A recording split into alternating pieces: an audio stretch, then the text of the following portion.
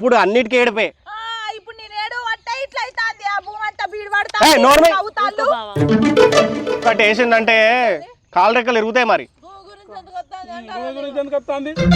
అరే రావాలరా, 5 సంవత్సరాలు అవుతుంది మనం కరెక్ట్ మాట్లాడుకొని.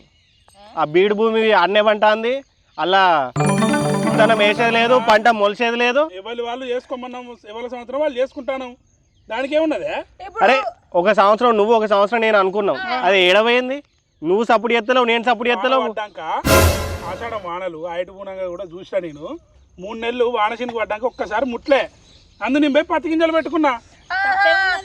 వీళ్ళు ఎంత కాదబ్బా తెలుసు వానాకాలం. అరే అది కాదే, వానాకాలం వరదలు వస్తాయి, మొత్తం శిలకంతా కొట్టుకపోతుంది, పంట పండుతుందో పండదని ఆగిళ్ళు.